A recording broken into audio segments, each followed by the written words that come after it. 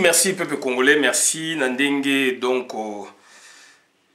to kangami sikoyo pour na to parler na makama Congo ezali esengo mingi ezali bolingo mingi etone na kati na biso. Bande konanga na ye directement awa ko parler na situation moko elekelinga leo na tongo na lamuki ndenge zalaka. Après avoir fait bamakama mike na binatala appareil nangai na moni appareil nangai ndeko moko atikelinga message. Ndeko na atikelinga message azali ndeko ya moninga moko pe ya komba. Donc atikelinga message wana pona ko reprocher ngai par rapport ya situation ya Massawa. Donc on a yo qui est na koyi kotiela binongo na répondre ye na tindele deux audios ayoka azalaki te na bengi na zuyete na tikele deux audios et puis na moni a validango na yebisiye prochainement soko a osé na kozwango na kotyango na internet. Donc par respect na ye surtout na ndeko na ye o pe azali combattant monene dont j'étais le nom na yebisiye ezala mbala suka atikanga ba message. Nous ne sommes pas des amis, nous sommes des Congolais. Nous sommes des Congolais, tu es na Facebook, donc c'est une communauté, tu c'est respecté. Puisque tu es bani mingité, tu es bani namdamwa batu oyo, tu es bani les moussous avant, moussou peut tu es bani na combat, peut se familiariser. Donc, et puis moussou peut tu commis bami à Facebook, boué, donc ça dit tu commis une communauté, donc on doit se respecter. Il faut tous s'étudier. Donc, reproche alors que je reproche qui? Je reproche une Rwandaise à la personne de donc à la personne de Nyamihoye Katabana Massawa. Massawa Katabana Nyamihoye. Donc c'est une Rwandaise. Et la dame s'est illustrée. Mutumora Tinda qui était alba makambo ya Kinyarwanda na moment oyo. Ndeko nanga tozali wapi tozali niveau ni to comprendre. Compréhension la biso ezali wapi. Massawa s'est illustrée d'elle-même. A trahi intime conviction na ye. C'est-à-dire c'est la subconscience na ye et trahir ye. Alobi makambu na se a pongi, na se na bongo na se, sanka ye bake abimisi position na ye. Et batu banakala ba soupçonnaka ye. Nga na sali vidéo na capté moment wana na lakisi yango peuple congolais yo congolais zaiwa ndeko ya combattant monene pe na kata komba okosala nga reproche au nom ndeko ndenge olobi makama Massawa ezali juste été puisque nga na salaki na ba frontière na ba boeboe ozo pesa nga exemple il y a donc Centrafrique bangwani sokoto ba boeboe ba exemple belé et ko salaka na ba frontière boeboe donc ndeko na nga tozali wapi. Est-ce que là moi je parle des Centrafricains oyo alobi yaza mungwandi oyo aza ko troubler ordre public lelo yo ou aza ko troubler comment na biso lelo yo. Où je parle de Massawa, Oyo Azako se situé naturellement à l'est. Bangonyo stuna na ba kamere ba mushi ngana tangi na inikune na kamere. Yo ebi kamere te. Bibo ebi kamere sikoyo na ba makamere bimi. Mais moi je connais kamere depuis l'université de Kinshasa. Tant que étudiant yo ebi été. Na kota na bino ba ministre ba konzi ya Congo lelo muzito azali wana zala tanga ya bino muzito asisi na économie na ba kamere do ba yebani muzito akoko biso qui est kamere a olingolo ba yango te nazo tanga na niveau ya faculté de sciences économiques na tanga muzito na kamere batangi na inikine donc muzito akoko biso qui est kamere na ye na faculté de droit na rotengelo ba professeur Bochab Aebi Kameri Jacques Njoli professeur il y a droit constitutionnel et institution politique Bochab droit constitutionnel institution politique Baebi Kameri Baebi kaza Rwanda me bakolobelaka yo te Luzolo Mbambi azalaki assistant na biso assistant ya Bayona so na bien assistant biso ba assistant ba prof donc eza lingala donc ayi assisté à bayo na ba opesa biso ba coup pratique Lusolo mbambi to benge Périclès ayebi donc ayebi caméra bien na unikune yo ayebi caméra te na kotangelo obe minaku ayebi caméra na otango bata droit obe minaku ayebi caméra ke aza rwandais oncle Sa Bokolombe ayebi caméra azali rwandais Godé Bokolombe na otango ba professeur Godé Bokolombe azali awa juge monene na CPI ayebi caméra donc azali rwandais mais l'aime sous ba kokoyeb sa yango te donc liste ezali molai na tangelo no batu oyo baza ba professeur ba musu bazali na gouvernement ba musu boyeboye donc toyebi caméra yo yebi caméra te donc arrêtez na yebisio moi j'ai commencé mon combat l'activisme politique na unikine donc mutu na mutu lelo na combat ko loba combat a situer place ya lingi okopekisa mutu moko te et ça ba histoire donc ngai na bana on a unikine tangu UDPS eza la clandestinité dans la clandestinité bato na tangeli bino wana bayebi UDPS na clandestinité muzito azana ayebi UDPS na clandestinité caméra azana ayebi UDPS na clandestinité oncle Sa Bokolombe donc Godé Bokolombe professeur wana ya droit bayebi donc bayebi étudiant bayebi donc caméra bayebi UDPS na clandestinité Bochab professeur Kamukuni Bochab baboye basali belé wana Jacques Njoli bayebi UDPS dans la clandestinité avant 90 bino boye bakiango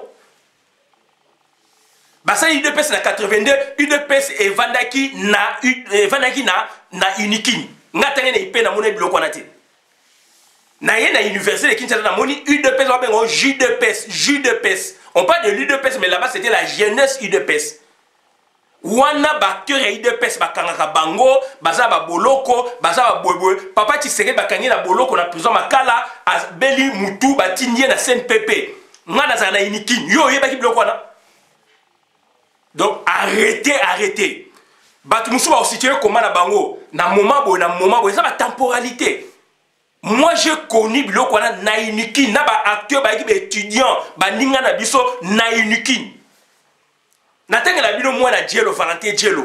Na ebi Valentin Dielo te na unikine. Na ebi Nembus te na unikine. Ba tena ya UDPS na unikine. Docteur Mupapa alekaka na Bokoto TV. Donc ayebi réalité ya UDPS dans la clandestinité na unikine ayebi caméra na unikine comme rwandais mais a rolingolo bango le msute docteur qui moi na en Afrique du Sud ayebi réalité ya UDPS na unikine avant 90 ayebi caméra na unikine comme rwandais bibe makamona te na opesa bino kanete docteur Mupapa non docteur Kimwana Meli Melo proche ya Tshisekedi depuis longtemps. Qui représentait UDPS en Afrique australe, précisément, donc siège en Afrique du Sud. Un médecin, il a fini dans unikine, donc ce sont nos grands frères unikine. À Salaki, donc, na clinique à Kimbangisme, na Kimbanseke. Na zola na ekuna puisito yebani na bango. Na UDPS tant démocratisation salami bino boyebe biloko wana nazolo bango lelo bino oboko loba lelo boyebe biloko wana to kitina ba kimwana donc to landi UDPS na ba Valentin Dielo to landi UDPS na terrain na epa ya papa nani epa ya na sa vidéo na rappelons sa vidéo na epa ya papa Kibasa na 12e rue to landi UDPS na to kutana kimwana azali komemela donc nani papa fondateur Vincent Mwakem pa David Mwakem moi nenga tangina yo ki ministre tangina unikine donc Vincent Mwakem le papa yazo memele drapeau azali membre UDPS azo simele nino parapluie so mbula so kinini donc tu bena bato depuis nikito kitinango na terrain boyeba biloko wana to kitinango na terrain na 90 ans mobuta ko ba biloko e fungami biso tozali wana na permanence moi na ya Dielo baza ko repousser na batu baja de sécurité na porte na zo bisenga bi bato yodo c'est compliqué ngabi batu musu bako benga na bango mais pas toi azali le haut magistrat na Congo biloko na bino boye bien et ko zo ba ampleur directoire yango wana et mati nande bakabwani na ndenge makame fungwami boye combattant biso fungolengo parlementaire de biso fungolengo na poto eloko nezalaki na moment na 90 na poto il y avait des manifestations autrement mais biloko wana eye comment les loba benga ba combattant et outil dans le néanté et ça ex nigiloté donc il y avait quelque part eloko mo ba benga ba combattant peu importe le lot muta kozali comme côté naé on s'en fout mais muta yebi d'origine ya combat naé ayebi insertion ya combat naé na la société congolaise donc quand nous intervenons to ya pour ça ba blague na ça na compte ba consciable na binonate Massawa c'est une Rwandaise. Elle n'est pas ma belle-sœur. Sauf que yo ndeko na yo abala Massawa et que yo oza ko intervenir puisque Massawa c'est une belle-sœur non, pas chez moi. Pas chez moi. Massawa c'est une Rwandaise. Elle s'est illustrée librement. Alors ça kana biso ba congolais na moment toza ba douleur lelo. Alors ba n'importe quoi. Alors ba attenze moi qui n'y a Rwanda. Une Congolaise peut faire ça. Une Congolaise peut faire ça. Nzebo ya kinya Rwanda ye moko ne lengi na ye pour annoncer bino Kagame azali malade mais elle pouvait s'employer autrement. Nazo ba ndeko otinenga audio soko risquer na ko tia yango internet.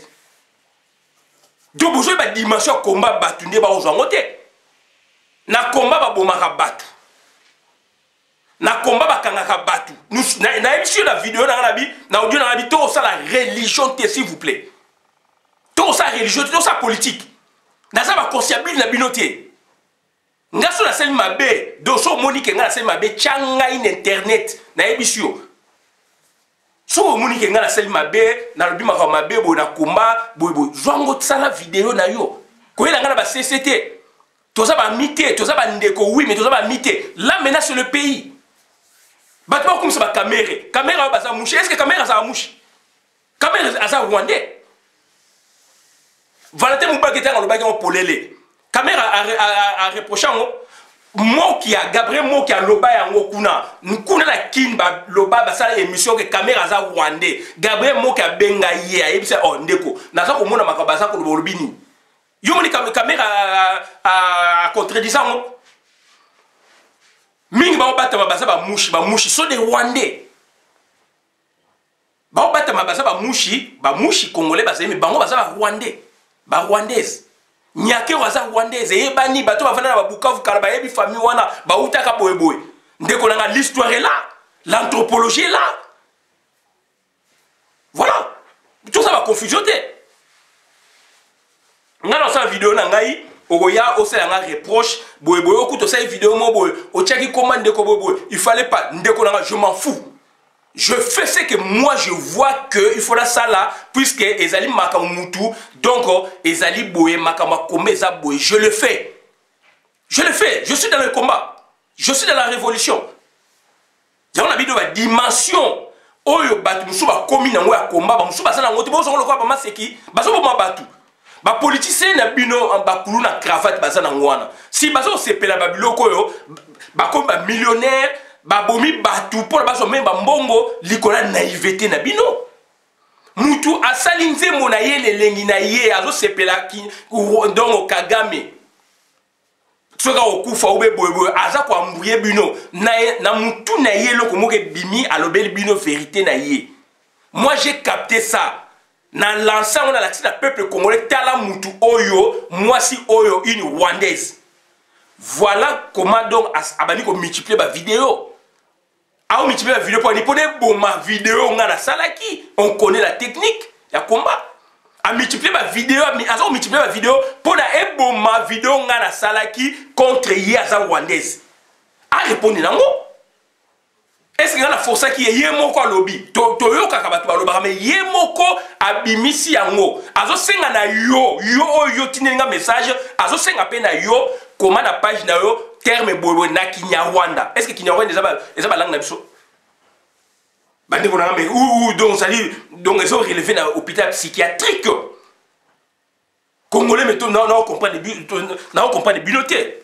makambo bosala ezoko relevé na hôpital psychiatrique. Mutuye moko nelengi na ye azosepela président na bango kuna tuti anyokoli bango ba utu ye aza utu modéré azali semile msu parent na ye ba koko na ye basangana na ba tuti azali semi aza modéré azosepela que président wana ya Rwanda ya bango azokufa et que y aura peut-être un changement à expliquer ba vidéo ebele.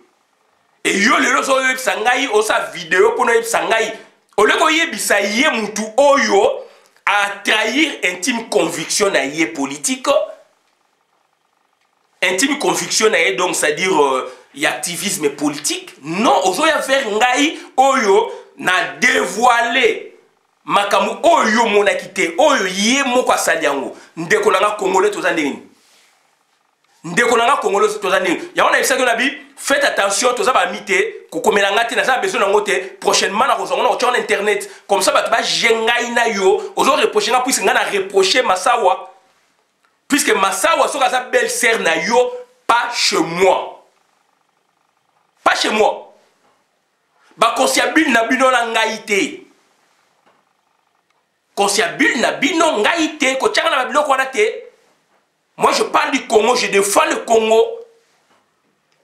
So batu musu basala ba biloko photocopie pona asala biloko mususu ya propre après ngaité. Ngasa makamna ngambala moko.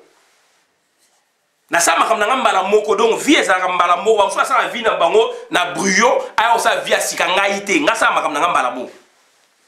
Donc c'est là où donc tous se comprendre était. C'est là où tous se comprendre était. Na ebisi pona ndeko na to faire attention. To faire attention. To ebani bien te, to kute na combat, c'est une famille, nous sommes des Congolais, nous parlons du Congo. Oyo aho ya o déranger Congo tel que Massawa na kolobela Massawa. Massawa azu elengina nga na forcer été. Na déranger Massawa te.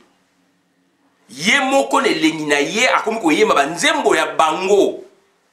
Ya banzembo na bango soki pe ya bokoko na bango ya batuti ba utu donc c'est-à-dire ya Rwanda na ebité mais na Kinyarwanda azako bina azako sepela na Kinyarwanda.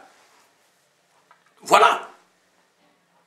Donc en dehors il y a langue, on peut apprendre une langue. Là, je suis d'accord. Je peux être d'accord avec tout le monde. Langue ya Kenya, Swahili ba dialecte ya Kenya, c'est normal. Mais na côté sur na danse na bango na tchepe musique yo yoka ya yoka Kongola yoka Kongola azali na douleur na moment oyo. Ba Rwanda mtu bako boma bango ya tchebi loko wana. Et elle était double. Une façon pour na donc à cause yo Congolais. Une autre façon, c'est un message à donner donc la tribu na yé na Rwanda. Puisqu'azali outu modéré, ba comprendre que participer na sengo Kagame akufi ou akokufa. Et puis donc lobby et koko sala bobo, c'est normal Rwanda to ebiango. Mais oh ya sali na Congo na moment oyo, une Congolaise authentique ne peut jamais l'oser. Donc ce qui a osé yango, donc a osé yango na banzembo ya Congo. Et à côté de la contexte, cette fille a été kosakana biso. Et yo donc cette fille prône ou prônait le fédéralisme, l'ethno-fédéralisme. Atieba ndeko na biso na libulu. Cette fille là, la Rwandaise là. Et ngala koloba yo o non ndeko o moni bo comme ko juger biloko nanga. Yo sala ya yo. Ça la vidéo na yo, oza mutu ça la vidéo na yo. Ça vidéo na yo. Oh. Non parler makambu ya nini yo ya o corriger ali comme. Eza biloko na ngai eza ko porter estampille na ngai. E ko tika la bonga eza ngai. Na fini yo te. Na déranger yo te. Je parle d'une autre fille, une Rwandaise, yo déranger ngai. Ben ndeko na vous boza ko bosa ba cible. Na bato ba otinda yo na o ba zali à côté. Bazo tinda yo puisque on parlait na Congo na bango na mwana mukete donc naza ko comprendre tout ça batu il faut boyeba mutuni bosa na bango ba consciable ngaité ngaza na kota ba jiwana te. Donc au cas massa wa tolobiango il faut se comprendre, le droit n'est pas la politique. Nabani kolobango donc depuis toujours. Je fais le droit mais nangna ngelo bateke na sali droit na bi politique non. Politique ezali eloko mususu, droit ezali eloko mususu. Mais bakuta na quelque part puisque politique a besoin de droit pour se justifier. Quand tu fais la politique, donc on se sert aussi du droit pour justifier ma position mouroboye. On peut savoir un exemple neti Gilbert Kankonde le lo baza problème na Azeres Roubero. J'ai fait ma vidéo sur ça. Na lobi yango. Mais engelo banini. Donc ezali aspect politique mais juridique ça on. Parce que ezali un conflit de compétences, il y a attribution. Ngana lobarango banda toujours. Namonaka importance ya ministère ya décentralisation et réforme institutionnelle te. Ngai. Na conception na ça lelo yo on a au défendre donc c'est-à-dire entité territoriale décentralisée donc c'est-à-dire la commune pour développer notre pays. Bango batie gouvernorat, c'est l'abstraction de la commune. Commune c'est la réalité sociologique, sociale, juridique même yamboka. Bango bakile bino na gouvernorat zo mona makamu ça dali kolo. Et yango moni ba gouverner mi batala ni awatala mbongo, ayiba mbongo. Ba mbongo soki eza produit n'est-ce pas donc ba recette eza produite na niveau ya base donc na niveau ya commune, ba kena ko tika ngo na gouvernorat. C'est ce que le gouverneur fait. Azo c'est la base na ye, azo c'est la mbongo, c'est tout. Développement moko ezali te ça assemblant moko boye ngobila aye boye moins 200 000 baka wa ba commune. Et ça se passe comme ça dans d'autres villes, dans d'autres pays. Alors ba doit produire mbongo ezali commune, ezali gouvernorat te. Donc ngai l'entité territoriale décentralisée, la commune ezali, commune il faut ba fonctionner. Donc, ça dit vrai transfert à pouvoir, ne basali na gouvernorat likolo, l'abstraction, l'illusion. Donc, il y a il faut quitter ça. Donc, il faut appeler sa commune. Si on appelle sa commune, pouvoir na bango, comment ça développer? Et qu'est-ce que moi j'attends appeler ça pouvoir na bango? Ça dit qu'au Sangisa, ministère de réforme, décentralisation et réforme institutionnelle, au Robert Hassan, il fait Koufa. Et ça, dans le sens où on était dans le bango, avant conflit, il y a Gilbert Kankonde. Mais on condamné Gilbert Kankonde, on a expliqué bino. Donc, au ministère, il y a urbanisme et habitat. Pour nous faire Koufa et qu'on joue à l'intérieur, réforme institutionnelle de décentralisation et qu'on joue à l'intérieur, ministère des affaires foncières et qu'on joue à l'intérieur. Pourquoi dans ça qu'on le dans le bango la vidéo dans le belé. Dans le bango en tant que technicien. Technicien puisque dans sa droit spécialité dans le droit civil, donc c'est-à-dire filière dans les biens, les biens. Dans quel petit na cadastre, les biens et l'immobilier. On a un domaine dans il y a unique. Ah, la salle deux spécialisations. Donc il faut te faire attention. Donc quand on a Makambula, on a un technicien na yebi biloko wana. Et le loyo Gilbert Kankonde d'un côté, je l'en félicite puisque il a trouvé, il a compris. Il a compris donc Makamu o bisotolobaka. Donc d'un côté, donc yena Rubewa tout est mitou na niveau ya terrain puisque le ministère de décentralisation et réforme institutionnelle na boya ki ango tangu et bimi na décembre 2016 avec gouvernement Bruno Tshibala ngai na lobaka ndeko yo lobaka ngote nga na lobaka nazali un des Congolais pour nazwa primauté wana te. Un des Congolais, puisque je vois, je lis. De la sorte où c'est vanté, c'est réel, on a moni na yebiango. Nazali moko ba Congolais yawa yambo oyo aboyaki ministère wana. J'ai des vidéos. Oh, ça na vidéo moussa l'accent le contraire. J'anticipe sur les choses. C'est ma nature. Nazako se vanté de nature na anticipation ba chose ba to kolina bango bo mwana banini nande to ko évoluer na mokili ba tu ba yebi ngana anticipation les choses nature na ngeza bon famille na nga ba yebi ngana anticipation les choses moi nature na ngeza bon et je vois je sens les choses.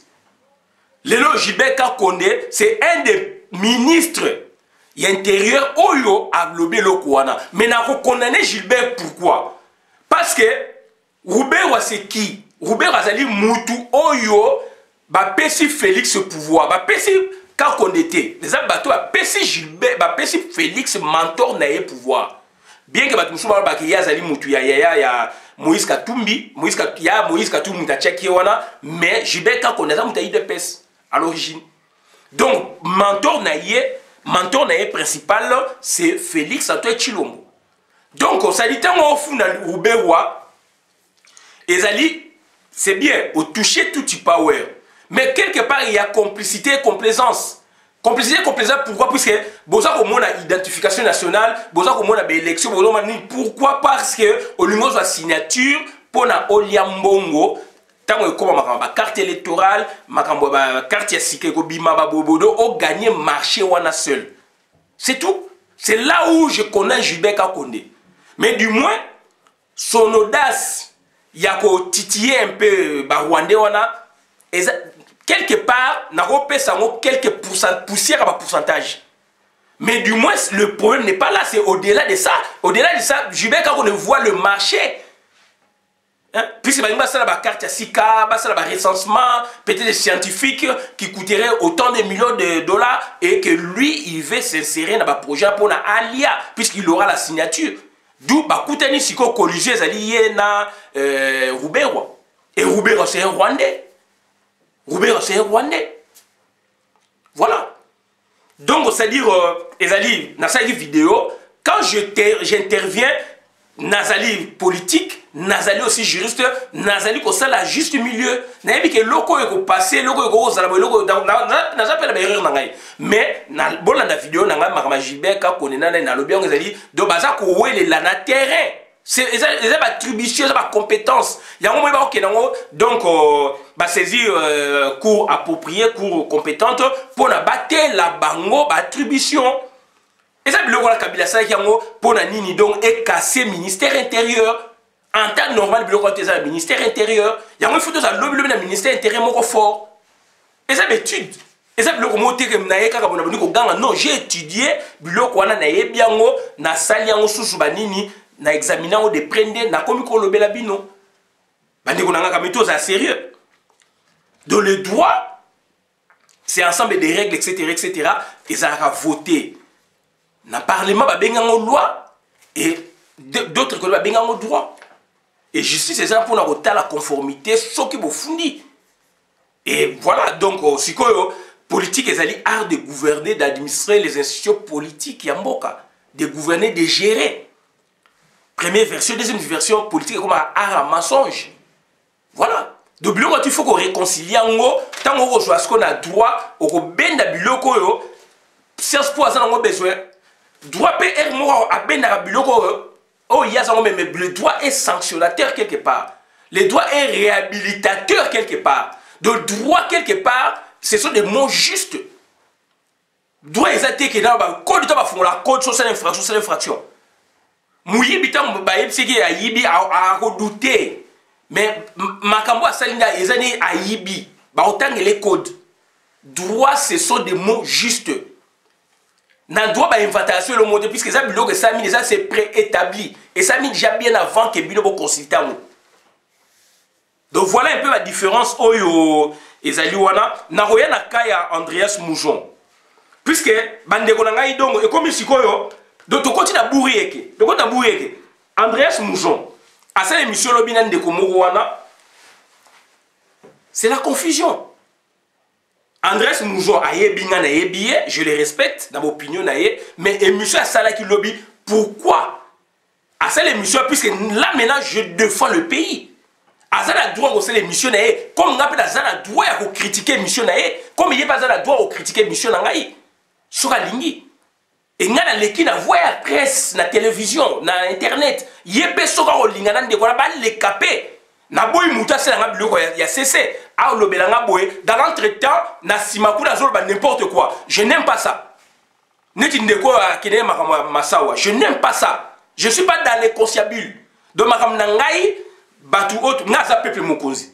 Peuple mokonzi na travaillera donc na bokechu wayambo commander so donc vieux greffier international ba fondateur à peuple mokonzi bangwana donc nangai do to travail na bango na bande ko mususu donc ça dit oyo to za bango idéologie moko je précise na travail na boketu yambo fondateur à peuple mokonzi commandé so fondateur à peuple mokonzi vieux di bolombo fondateur à peuple mokonzi kizabo la fondateur à peuple mokonzi na bande ko mususu donc nous travaillons tous une famille. On se concerte à distance, bien que la pandémie est banini, et donc vers la fin peut-être. Donc on se concerte, on s'appelle, on travaille comme ça. Donc ça dit, nga un groupe moussouté, nga groupe nanga mouana, énergie nanga na tia la groupe wana, ndenge bande kona pe ba tia énergie da bango na groupe wana, peuple moukonzi pona e mata, yango peuple moukonzi mata. Donc ça dit, to travailler pour na peuple moukonzi, donc to travailler pour na Congo, to travailler pour na Congo. Vous avez critiqué, tu vas critiquer Boketu, oh Boketu, Moïse Katumbi, naebisa moko ya bandeko na Boketu akobetaka Moïse Katumbi. Boketu akobetaka bo. Ce que Boketu fait aujourd'hui, pour la nouveauté, ndeko moka benga na yebisi rabi oh ndeko. Tuna ndeko bo naebisa ka bango ba yebi. Pourquoi tokendaki vers Moïse Katumbi?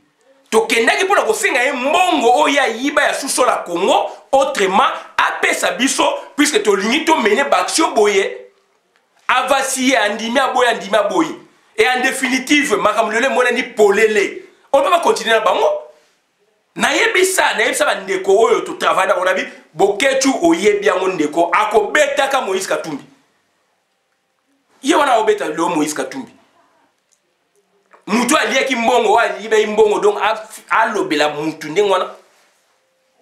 Voilà, ils ont une expérience politique. Donc, c'est-à-dire, il faut tous aller donc conscient ou tous aller comprendre ou tous aller comprendre. Donc, nous avons un peuple mokonzi. Donc, namoni Andreas Mouzon a sali vidéo. Aujourd'hui, tu vas critiquer Mingi Baluba. Nga bala muluba. Moi, nga sali mongo muluba. Nga bala muluba. Na famille na biso na za bandeko. Baza pe côté mususu baluba. Ba papa na biso ba papa leki ba tata mwasi donc côté maman côté papa biso to sangana. Toza ma mono ethnique. Do biso to sangana mono ethnique peut-être ba koko mais papa na biso ba tata mwasi ba maman leki côté maman côté papa donc mélange na biso c'est to kata biloko na kala. Mais peut-être allergie ezali donc on a batu oyo baza ko mono ethnique. Donc la tribu Luba, ils allaient tribu à Congo. Ils allaient quoi appartenir à Luba Kate. Donc moi aujourd'hui, je dois défendre la tribu Luba donc dignement. Je dois défendre les tribus Luba tina babuzoba. Ngaza ba bokilo baza ba Luba, naza moi si Muluba, moi nanga Muluba, grand frère nanga Badive, maman na Muluba. Donc papa leki Bekao, papa leki Boé, papa Kulutu Boé, tata moi si Boé, côté maman nangai, maman leki Moseka, abala baluba, côté Boé, papa tata moi si Nkumu, abala Muluba, côté Bodo, o tchanga sko place. Naza ba yaya, naza ba leki, ba côté Mokope a bango baza ba Luba. Compé bango pe de l'autre côté, so va parler, oh, ngai papa nangai Boé, tata moi si nanga Boé, baluba, Boé, donc. Biso toza bongo, toza mélangé, ba Congo bazali na kati, ba Boebo bazali na kati, donc tout le monde est dedans dans notre famille. Donc bino so besoin d'expérience orientée, c'est votre problème, vous êtes allergique. Donc aujourd'hui vous parlez de la tribu Luba, c'est bien, okoloba yango, mais ba Luba nyo sauté. Ezali famille Tshisekedi, famille oyo etie batu na désordre. Famille oyo na kati Kasai oyo ya famille Tshisekedi, oyo ba sakai na batu nyoso. Félix Tshisekedi azali wana asali ba buzoba moko impossible asali bouclier na ngwa bosanyango. Andreas a aussi la vidéo nandeko moko wana dongo ya tribu Luba. Donc bona la vidéo Andreas il y a un jour deux jours. Asa kolobake baluba baza gentil, bravo. Que pourquoi parce que Félix Tshisekedi Gabriel Moka a libéré ndakunaye, Félix Tshisekedi akangi batio ya mbongo. Mais Félix Tshisekedi mo muyibi. Que puisque Félix Tshisekedi a kangi bobo. Vous parlez, vous avez donc amalgame pourquoi? Andreas Mouzon, qui ne sait pas que les autres Luba va soutenir Félix Tshisekedi, Namabe à Félix Tshisekedi jusqu'à nos jours, malgré Babomi Batunaye, Biso Ba Oyo, oyo bolingi bolobaki ya bikolo mosusu tolobaki bavideo bino bozoloba makambo nini. Voilà confusion boza koentretenir ntina moment oyo Félix Tshisekedi dongo asali babétise moko impossible abomisi bandeko oyo ya tribu oyo ya bino donc na présidence oyo ya ye lelo Félix Tshisekedi ake ko exposer bana ya batu ya baluba ya bandeko baluba o papa na bango ba ni de loin ni de près baliaka mbongo na famille Tshisekedi. D'autres côtés, soit récupérer bango pour bonjour ba munoko moko atoni si bango komba milice na limité plus de 2000 et bandaki na janvier ma solo ba uto kanga bango sikoyo ndeko nanga. Est-ce que vous comprenez? Et Andreas Yoza olinko la sesko netike donc c'est à dire le monsieur là même abimisi ba proverbe luba oyo ezako cadrer tena makambu oyo ezana terrain politiquement côté ya ba famille Tshisekedi. Bandi konato ke ba confusion ti wapi. Quel est ce luba oyo azo sa politique oyo à soutenir te Félix Tshisekedi de son accession na pouvoir tilelo. Tout le monde n'a pas activiste, n'a pas politicien, tout le monde basali côté on a excepté, je peux vous en citer un nom. Julien Tchakoudia, il a été honnête, correct. Excepté Julien Tchakoudia. Il a dit tout haut à prévenir que depuis 2016, on a fait des choses pour marcher. Maman Marthe n'a pas bloqué. 2016, ça m'a été. 2018, deux après. Tu vois comment on est en haut. Julien Tchakoudia, je l'en félicite. Bazali Belé, papa, puis papa Pierre, Bazali aussi dans Molongo. Bandeko nini baluba o yozolo bake donc baluba donc c'est à dire Félix puisque ça mabe bango pe bazali contre Félix personne combat awa combat bandeko baluba o bazala combat na Canada na parle même pas au en Angleterre na parle même pas na Paris les un peu baza mingité na Bruxelles 3 pays Angleterre pesa mingité donc tous 3 pays Belgique Canada États-Unis pe mingité Belgique Canada 2 pays wana oyo bandeko na biso tribu luba ba ba combattant résistant révolutionnaire tant makamba Félix azu bokonzi bazuli bango avion ba affréter avion ba quitter na Congo yo Andrés Muzo mona quitté na ndeko na bomona ité ba ke ko soutenir ndeko na bango na bambe na malamu tilelo ba se démarquer biso bikolo mususu oyo bolingi bo laksa ke net biso yi contre Félix biso ba bikolo oyo ne mutu to lakisi bilonzela et au lieu que boya bo féliciter bato ba lakisi bilonzela yo Andreas so sa vidéo pona ko ça la cynisme vrai comme il faut comme il vrai bande ko nanga to okinde wapi tozala mokili oyo be tozali do na sous-sol. Et moi, je ne peux pas accepter biloko na koloba yango. Je ne peux pas tolérer. Donc, il faut obiso to sali pona ke batu ba comprendre Andreas na moko ndeko moko azali wana muluba ba l'équipe pona ba changer version na misu makasi. Yebisa ngai bandeko nini oyo ya komba tozwa bandeko baluba nyoso te. Baluba nyoso bazali na bikolo nyoso bazali na basima ba clavier na bango toloba na komba otomoni na komba ba politicien ba activiste politique ya baluba oyo baboyaki ko soutenir Félix Antoine Tshilombo tilelo personne na otanga bino 3 personnes avec Julien Tchakoudia papa Pierre papa Mututu Léo Mututu papa Pierre Mbouyi et bazali on est belé.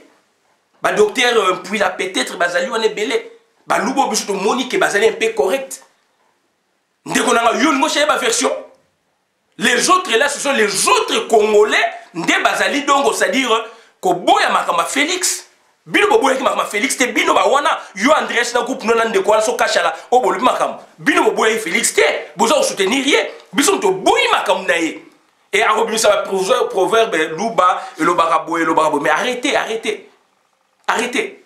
Toujours la ligne place wana. Et il faut boyer bayango. C'est là où peut-être vous comprendre tous les Kasséens ne sont pas louba. Tous les Kasséens bazaraba louba te. Bon revoir histoire na bino, bon revoir géographie na bino. Na koyeb sa bino kaka. na kotanga deux tribus. Na kotanga bino deux tribus na kata Kasai bazara balubate. Ce sont des Équatoriens. Ce sont des Équatoriens oyo ba se déplacer dans la migration ya kala avant Mundela ya. Les tétés là ne sont jamais Luba, mais ils sont dans les Kasai. Un grand peuple. Je me répète, les tétés là ne sont jamais Luba, mais ils sont Kassaïens. Ils sont Équatoriens originellement ou originairement. Bon, tout na histoire. Les tétés là sont des Mongos, sont des Bangala, sont des Équatoriens. Na histoire, na historique, culturellement, bazali Équatorien. Historiquement, bazali Équatorien. Bazali anamongo, bazaba mongo. Na kena bino suka na Kasai, les DGC. DGC d'ailleurs, et quand on a mon koto. DGC, ce sont des mongos, ce sont des anamongo. Donc, ça dit bazali Équatorien. Mais bazali dans le Kasai. Ezali et belé wana na tangeli bino kaka deux. Na Kasai, na ke banyema te. Na ke banyema po ba kusu sont des Équatoriens. Mais géographiquement, les Bakusu, ils sont dans le Maniema, dans le Kivu. Botanga histoire ya Congo na bino malamu pour la bon comprendre. Quand vous parlez des Kassaïens, des Azériens, nazoyo kayo. Mais des Kassaïens, tout Kassaïen n'est pas Luba. Les Song sont là. Les Boé bazali wana batakan na ngape mingi ndeto yito yoka kape bazaba Lubate, mais par la langue peut-être na on maîtrisant bien té. Mais na yebi sino biloko nga na yebi les DGC, les tétés là sont des Équatoriens, sont des Bangala. Ok na Kivu kuna les Bakusu. Ok na Katanga, tribu Moso ezaliwana sont des Équatoriens éparpillés, disséminés à travers la République. Na Bandundu, il y a des Équatoriens. Na Bandundu wana. Surtout côté de lac wana. Donc faites attention. De bon temps, l'histoire musubo ebate. Bon temps, l'histoire musubo ebate. Kisangani in Équateur et Lokomogo. Sur le plan historique, je ne voudrais pas dire qu'il y a des Équatoriens là-bas. De Bazaba, je parle des Bangala. De Bazaba, tout Bangala. Ou Bazali Banamongo. On peut dire ça aussi. Donc faire attention à le bateau maîtrisé. Andrés Moujon, on a le droit de la vidéo, mais on sait combien de choses cynisme était. Quand tu as des choses vraies comme un faux, comme un vrai. Tu gagnes quoi, je ne sais pas. Félix s'est illustré clairement dans tous les balouba auto yebi. Je n'incrimine pas les autres balouba oyo baza derrière les claviers. Baza la droit à anonymat. Mais je parle des louba auto bunana bango combat. Il y a des politiciens comme activistes et politiques à travers le monde dont je vous ai cité deux sites, deux pays. Belgique, au bazaki majoritaire, balouba, ba défendre les UDPS, et Canada, balouba, au bazo défendre les UDPS. Et l'ongwe na tata et kitina mwana. Pour n'avoir une transmission et un pouvoir héréditaire. Pas chez nous autres. Pas chez nous autres. Donc, biso, tout comme c'est Papa Tshisekedi dit, nga même naïki donc fervent donc naïki donc vraiment donc bah d'ici Papa Tshisekedi na ko ba base échelle. Mobutu était là. Iléo était là. Mobutu Iléo batuo ba bundaki na combat na ba union sacrée côté kuna pouvoir Mobutu. Et papa Honoré dans Paris qu'on a nani papa Honoré Ngwanda. Donc j'étais dans l'UDPS. À part que Bimi na garde nos places na salaka, baza ko inciter nga na bi non, na l'UDPS biso va le côté mais na mon papa maman besoin intéressant, je dois acheter ces livres. Vieux Seba pa la we la zaliwana. Vieux Seba commando ya Mobutu bakima na Mobutu azaliwana. Abe petit vieux capitaine Louindula azaliwana, yimda dote ka so ba livre, Pato Bolefa azaliwana. Vieux John n'a pas la oué Seba non kotanga non na kota tenga na muta IDPS. Vieux Norengwa na basa biso boye mais on somme ba livre na. Il y a des témoignages, il y a des gens en 2005 au marché qui awa. Comment ça qui awa, j'étais là. Et bandé pas na biso donc na garde non, ba candido keke banan ba chuda lengelo banan il a la mota ba vieux Grégoire Bokungu banan docteur Mupapa. Constant Lomata. Commandant Esalo. Pato Bolefa. Mais nga na bandi biloko na inikin. Na yebi deux pèses dans la clandestine na inikin. Ndekolem suyo ba kamote. Muta na histoire na e. comment on est linéaire et ben il nikin et kitiboé union sacrée combat membre IDPS combattant parlementaire debout na poto na sali boy après na zongi le sous na combat c'est tout. Donc dans la histoire na déranger histoire ba tout ça ba temporalité mais la temporalité dans les outils na nikin. Donc faire attention. Faut faire attention. Donc Andrés Moujon ba cynisme on n'en veut pas. Ngana ko dénoncer en haut. On n'en veut pas. Tous les balous tout le combat, les preuves sont là, landine de Konabango Félix à toi Chilomo. Tout le monde en parle. Et il y a aussi cynisme.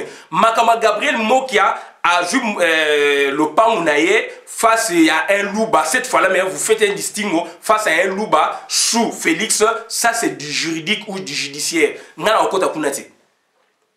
Ça, c'est du judiciaire. Moi qui a banni la démarche avant que Félix a comme place. Donc on a donc on a ce qu'on a dit décision judiciaire et que est comme gauche et que droite et comme donc voilà. Et donc voilà donc on a na okota mingité mais na que conflit ne bandaki avant que ngoi kasa ja son mailo kwana puis to landi ba histoire bandakala. Voilà. To landi ba histoire bandakala. Famille ça comme inongo des type ça comme akufi Joël t'a sommé le pan le pan on est long pas jouer et que bobo Félix non c'est du droit donc sur ce na boy ko kota ba jewana donc tant bino boko ya toujours na tribalisme scientifiquement tribalisme politiquement on est là pour dénoncer puisqu'on a été initié on a été préparé on vous voit venir boy la biso ba jewana te do ba ndeko na ngai faire attention.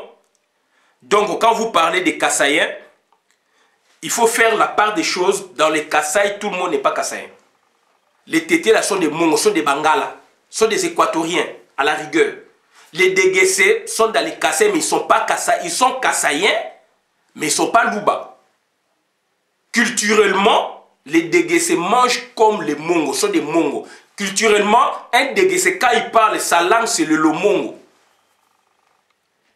Tété là, sa façon de manger. Maman nanga so ana ba tété là, o azo ba ki mongo azo ba ki tété là koute leke langa mama bino, soko ebi ki mongo bien o so na mu tété les même langue. Biloko biso do liaka ba tété là ba liaka ngo biloko bodo to la ba noko. Toza mutu moko.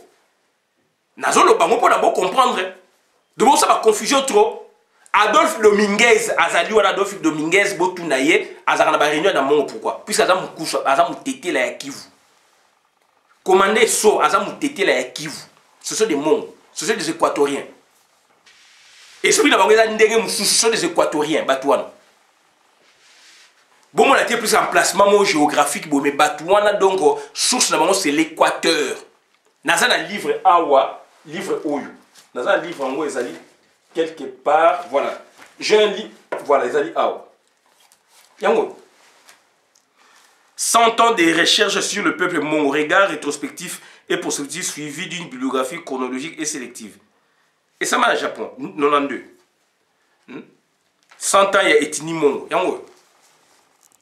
Tout est là. Tout est là. Les Équatoriens, Moussouba Mongo, Moussouba Zali, na Bandundu. Bolia, Sengelen, Tomba, Ekonda, Boé. Ce sont des Équatoriens. Bengi Bango, Bango, tout source d'après l'étude. Oh, combien on peut dire Ulster, c'est un blanc, c'est un belge. À combien c'est Ulster? Il a écrit ça. Aneni. Et ce sont des anthropologues, des ethnologues. Tabakoti, la colonisation, n'était pas là du Congo Blogo, et ça avait été comme Congo belge, n'était pas Tindi, Batou. Par rapport à historiographie, peuple boéna, peuple bazamutumoko, peuple et puis là légende, na histoire, baza ko raconter, ba un peuple ba expliquer, ba un peuple ba expliquer, ba sillonner tous les Congo. Na sommation étude wanande d'après l'anthropologie, d'après bobo baza boko komoko, ba kena kivu kuna baza ko raconter bango histoire na bande ko ba mongo. Bakena bandundu histoire bande ko ba mongo ba bango tout n'Équateur actuel. N'Équateur actuel, Ulster belge. Il y a une colonisation, donc il y a belge, babenga kiango, il y a Congo belge babenga comme ça colonisation scientifique. Était indépendant du Congo, c'était il y a une barbarie, il y a une ethnocide, il y a une boma culture à battre. Il y a des belges mais non. Il faut étudier battre, il y a une abouzi, abomi culture. Abomi à kati ba ko na so maboko.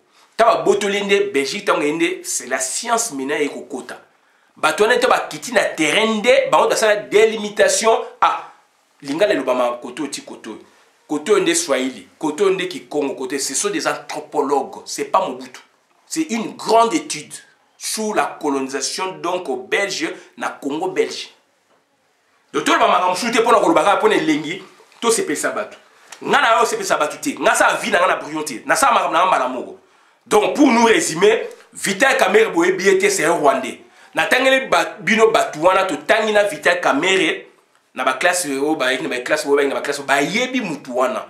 Baza ko linga koloba te puis c'est la politique. C'est un Rwandais nga tangina ba Rwandais na ipen.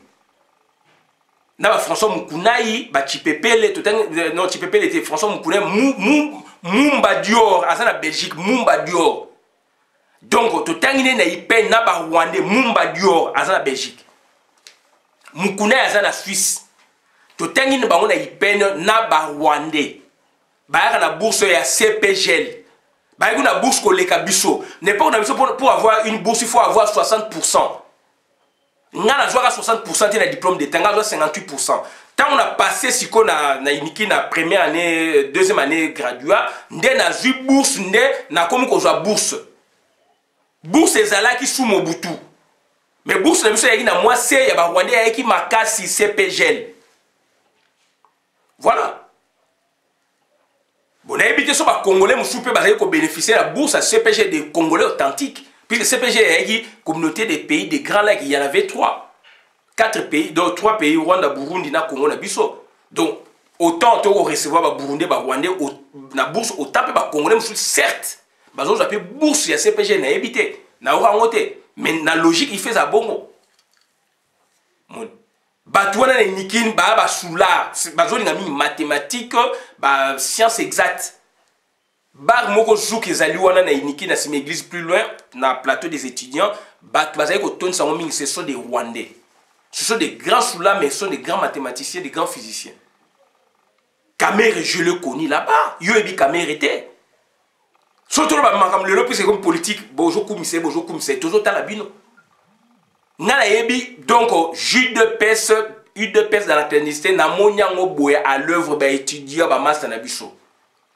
Na mona pour celle ya ukunate, na mona papa Tshisekedi kunate, na mona ba wote bato ba ina ba exil, ba musu ba boloko pour celle ya un exil.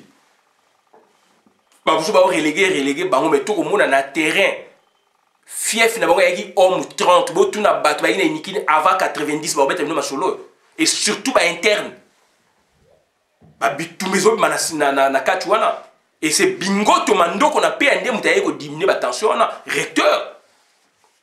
Donc il y a des choses que nous avons vécues. Tant que il faut tout se vanter au Bénin. Donc arrêtons. Donc madame to loba bande ko nga to yebi yango.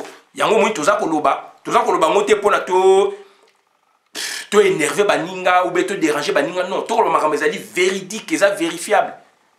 Et cette expérience au vivant qui a été acceptée, c'est la vie. Et ça m'a soupé ça maka avant na bote na yeba qui je fais des efforts pour na pénétrer na tangango.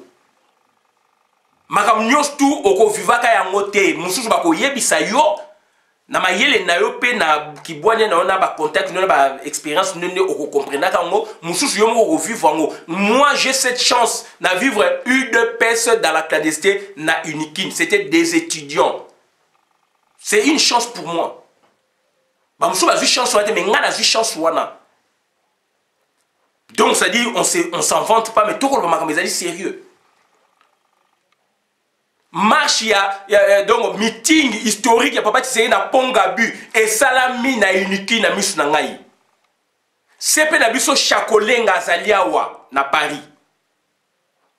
Na famille a deux, puis deuxième gradué il y a eu deux Zaiko et Panzani, deuxième ababenga en Colombo ka deuxième famille a deux, biso bata famille a deux.